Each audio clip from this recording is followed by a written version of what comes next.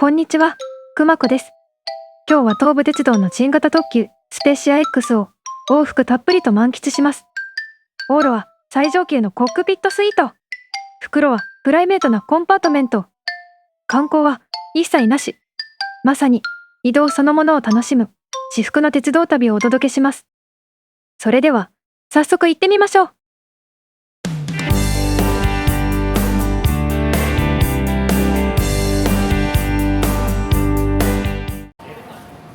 今日は東武鉄道の浅草駅からスタートです。今回はここから新型特急スペシア X に乗って終点の東武日光駅を目指します。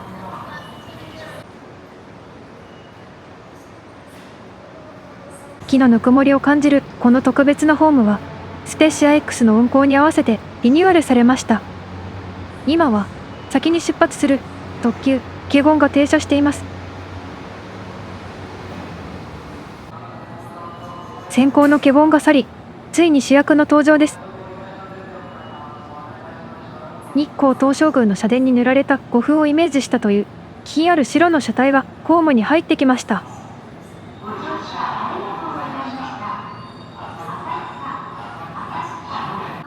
初めて目の前で見るスペシア X の入線。レトロな駅の風景を一気に塗り替えてしまうような圧倒的なオーラを放っています。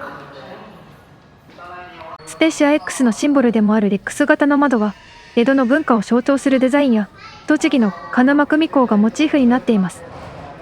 浅草と日光、2つの土地の伝統をつなぐようなこの美しい窓枠はまさにこの列車の顔ですね。今回お世話になるのは6号車のコックピットスイート。1編成にわずか1室しかないこの列車の最上級クラスです。それでは早速乗車してみましょう。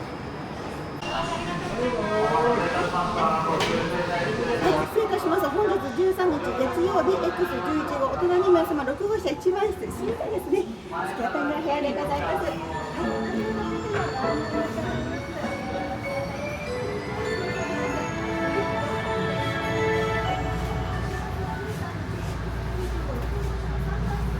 東武鉄道をご利用いただきましてありがとうございます。させていただきます。15時ちょうどの発車でございます。特急スペーシア X11 号東武日光駅でございます。この圧倒的な開放感、まさに走るスイートルームですね。いよいよ出発の時、浅草駅の軽装を背にスペーシア X がゆっくりと動き出しました。これから始まる日光への1時間50分、最高の旅になりそうです。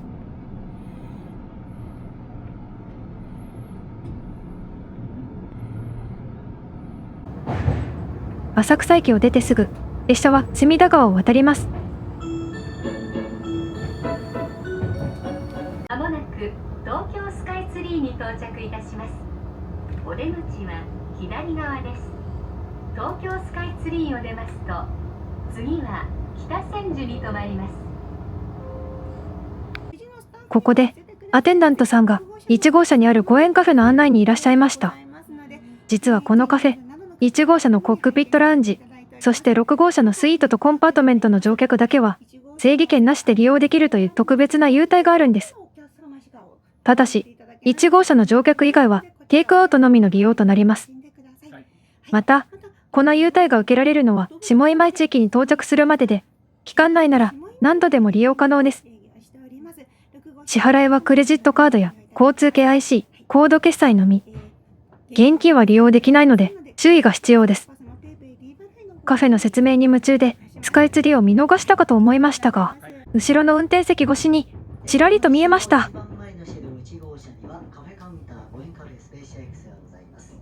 アテンダントさんが去った後、今度は車掌さんが挨拶にいらっしゃいました。手渡されたのはスペシア X のオリジナルステッカーやウェットティッシュ、そして素敵な乗車記念カード、車掌さんの似顔絵入りの名刺まで。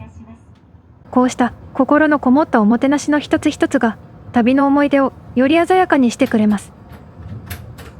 さらに驚いたのがこちらの記念撮影用パネル。車掌さんが自らシャッターを切ってくださり、思い出の一枚を残すことができました。さて、景色も最高ですが、今のうちに室内をチェックしていきましょう。ここ、コックピットスイートの広さは11平米。最大7名まで利用できる国内最大級の展望個室です。室内には専用の冷蔵庫も完備。中にはスペシア X のオリジナルラベルが貼られたミネラルウォーターが定員分の7本用意されています。さらにスリッパも7足。こちらは旅の思い出に持ち帰ることも可能です。運転席との仕切り部分には電源コンセントが2箇所あります。また全車に頭部フリー Wi-Fi も完備されています。ふと上を見上げると最新の空気清浄システムのマークを発見。パナソニックのナノ EX に加えて医療現場などでも使われるエアロビアまで搭載されています。空調も手元で調整できるので自分たちだけの快適な空間で極上の旅を楽しめます。そして壁に飾られたこの美しい照明、実はこれ日光東照宮の陽明門にあるグリモンという模様がモチーフになっているんです。細部まで日本の伝統美が散りばめられていて、まるで美術館のVIPルームにいるような気分になります。気がつけばテーブルの上がスペシア X の限定アイテムでいっぱいになってしまいました。まだ旅は始まったばかりだというのに、このお土産の数、本当に贅沢な空間です。さて、手元も賑やかになったところで、次は1号車にある公園カフェへ行ってみましょう。移動がてら、他の号車の雰囲気も少し覗いてみたいと思います。まず、各デッキ部には大型の荷物置き場が配置されています。盗難防止用のワイヤーロックも完備されているので、大きな荷物があっても安心して預けることができますね。1号車と6号車のデッキ天井部には、天窓を模した液晶ディスプレイが設置されています。日光や鬼怒川の自然を連想させる映像が映し出されていて、さらに壁面にはアロマディフューザーも搭載されています。旅の始まりを五感で感じられる贅沢な空間演出です。お手洗いは2号車と5号車の2カ所に設置されています。特に5号車には広々とした洗面設備のほか、車椅子でも安心して利用できるバリアフリートイレ、さらには授乳や着替えなど多目的に使える個室も完備されています。3号車から5号車まではスタンダードシートのエリアです。スタンダードとはいえ、前後の間隔は1100ミリと十分な広さです。5号車には他にも半個室タイプのボックスシートが用意されています。非常に人気の席で、この日も全席埋まっていました。続いて2号車、こちらはプレミアムシートの車両です。プレミアムシートの大きな特徴は背もたれのバックシェル、贅沢な座り心地を予感させる重厚感のあるデザインが印象的です。やっと1号車にたどり着きました。扉が開いた瞬間、そこには車掌さんがアテンダントさんにご挨拶中でした。思わずほっこりしてしまう素敵な一コマです。さすがは先頭車両、驚くほどの開放感が広がっています。こちらが公園カフェカウンターです。目を引く黄金のタップからはオリジナルのクラフトビールが注がれます。そしてカウンターには日光を象徴する猿たちが描かれていて、細部までこだわりを感じる空間です。メニューには地域の素材にこだわった魅力的な一品が並んでいます。どれも美味しそうで目移りしてしまいますが、あれこれ悩んで無事に購入することができました。自慢のプライベート空間へ持ち帰ってゆっくりと堪能しようと思います。ということでお部屋に戻ってきました。早速テーブルに広げて日光の恵みを五感で楽しみたいと思います。今回購入したのはこちら。すっきりとした味わいのオリジナルアイスコーヒーに日光のクラフトコーラ、その名も日コーラ。そしてスイーツには酒粕の芳醇な香りが広がるバターサンドと酒粕と米粉のクラッカービスケットを選びました。地元の素材を大切にしたスペーシア X ならではのラインナップです。ノベルティとしてオリジナルのウェットティッシュもいただきました。これでウェットティッシュは合計4個に。嬉しいお土産がまた増えました。まもなく春日部です。ここからいよいよ2号車から5号車の方のカフェ利用も始まるようです。交通系 IC カード、一部の口座決済のみご利用いただけます。ただいまより全号車の皆様への販売を行います。一足先にカフェメニューを堪能した後は、いよいよこのお部屋の真骨頂。目の前に広がる運転台と流れる景色を贅沢に堪能します。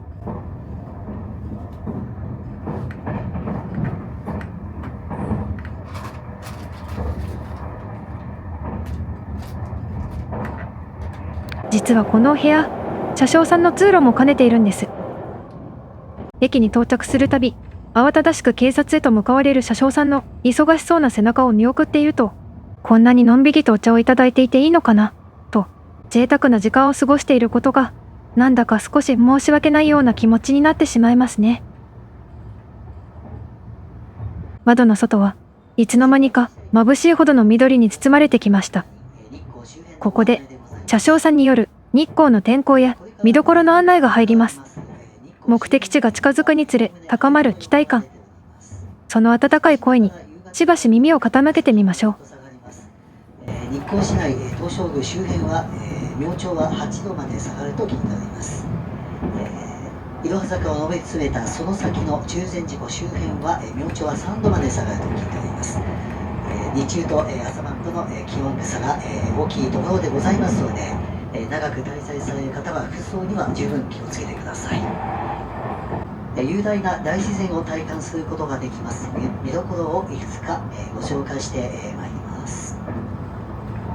華厳の滝でございます。男体山の噴火によってせき止められた中禅寺湖からの地表を流れる落差97メートルの滝でございます。華厳の滝は日本三名瀑の一つに数えられております。中禅寺湖は日光国立公園内にある日本一標高の高い場所にある湖でございます。男体山の麓に広がるのどかな湖畔からは季節によって違った表情を楽しむことができます。戦場ヶ原は奥日光の出現としてラムサール条約に登録されており、木道が整備され、ハイキング初心者の方にもおすすめでございます。それでは引き続き東武特急スペーシア X の旅をお楽しみください。車窓を眺めながらふと物思いにふけっていたその時でした。列車が下今市駅に差し掛かると目に飛び込んできたのは、なんと煙を上げる SL 大樹の姿。最新の特急と歴史をつなぐ蒸気機関車。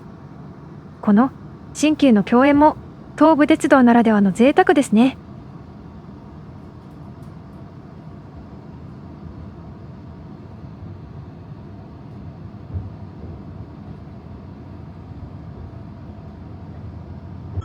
下今市を出ると、次はいよいよ終点の東武日光です。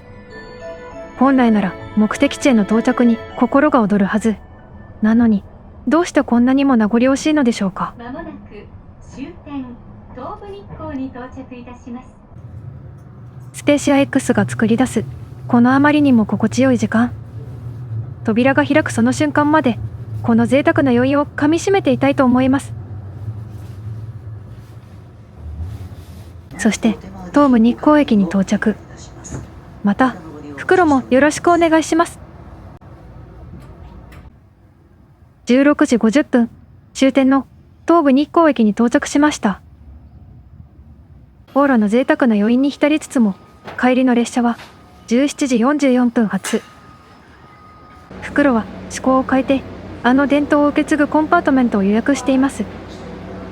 出発までのわずかな時間ですが、駅周辺を散策して日光の空気を感じてこようと思います。駅舎に出ると思わず驚いてしまいました。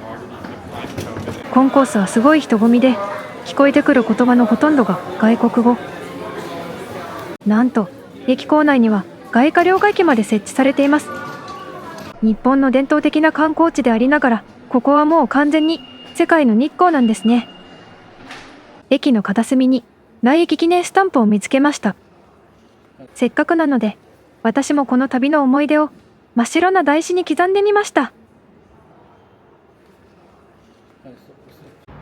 駅前広場に止まっているレトロな車両は、かつて日光の街を走っていた路面電車。昭和の時代、日光駅からいろは坂のふもとまで多くの観光客を運んだ東武日光軌道線です。最新の列車から降りた後に鉄道の歴史に触れる。そんな体験ができるのも日光の素晴らしいところです。さて、駅舎へ戻って帰りの車内でいただくお弁当を買いたいと思います。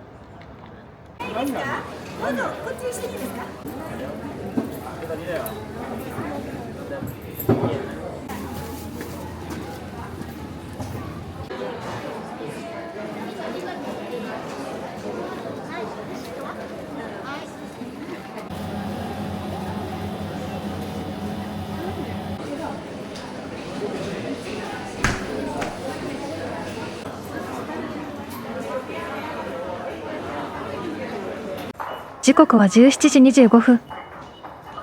少し早いですが、ホームへ戻ってスペシア X の姿をじっくり撮影しようと思います。始発の浅草駅はホームに柱が多く、この美しい車体をカメラに収めるのが実はとても難しいんです。広々としたここ東武日光駅でその全貌を記録しておきたいと思います。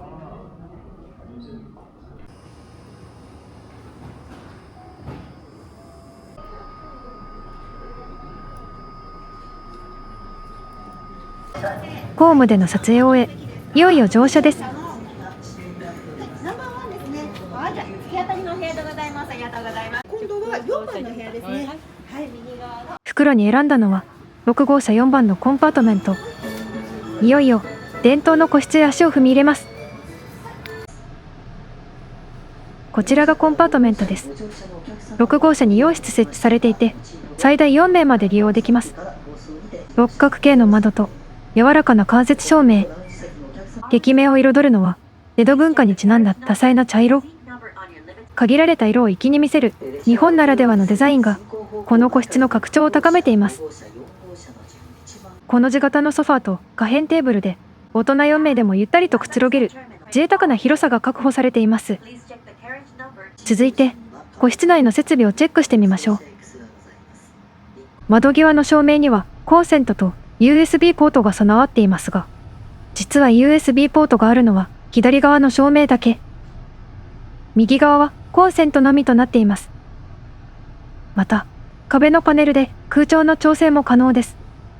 自分好みの温度で快適に過ごせるのは個室ならではの特典ですね。扉を閉じれば自分たちだけの密室に。この贅沢な距離感が旅の没入感を高めてくれます。気づけば列車は出発していました。では早速、6号車の特権を生かして1号車の5円カフェへ向かいます。ということで、1号車の5円カフェへやってきました。袋では、この1号車が列車の最後尾になります。ちなみに、スタッフの方は車掌さんも含め、駅と同じ方々です。顔なじみの皆さんに迎えられ、帰りの旅も素敵なものになりそうです。お部屋に戻ってきました。今回、公園カフェで購入したのはミルクジェラートです。そして今回もノベルティのウェットティッシュをいただきました。これで私の手元には全部で6個。デザインも素敵ですし、これだけあれば当分の間、ウェットティッシュを自分で買わなくて済みそうです。それにしても、車内で食べるアイスってどうしてこんなに美味しいんでしょうね。江戸の粋を感じるこの個室で、贅沢な甘いひとときを楽しみます。のどかな景色を堪能しながら、続いての実食です。先ほど、東武日光駅で購入した金谷ホテルベーカリーの100年カレーパイ。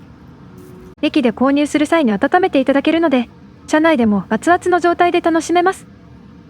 スパイシーながらも、おやつ感覚で食べられる絶品です。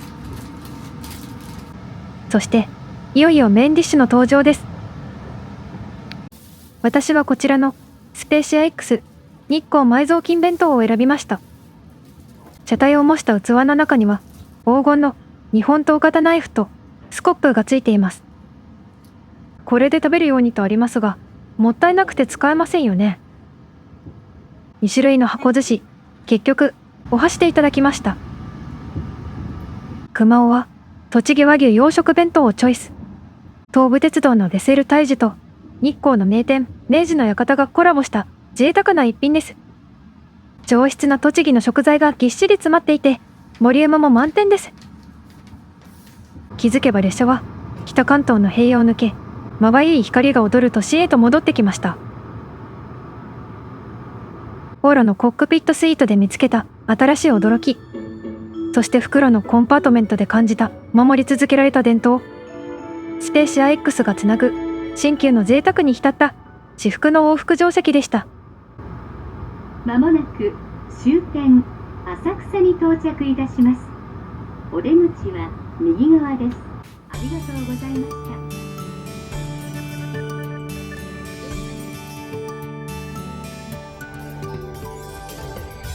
た。ということで、今回はスペーシア X での旅をお送りしました。江戸の息を映した壁の色合い、そして受け継がれてきた個室という伝統。最新の車両でありながら、どこか懐かしく、温かい。スペーシア X が見せてくれたのは、単なる移動手段ではない、時を忘れるような豊かな時間でした。そして、気になる今回の旅の料金はこちらです。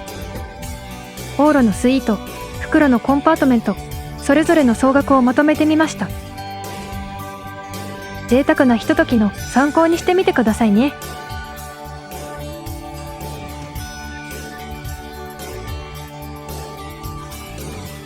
それではまた次回の旅でお会いしましょう。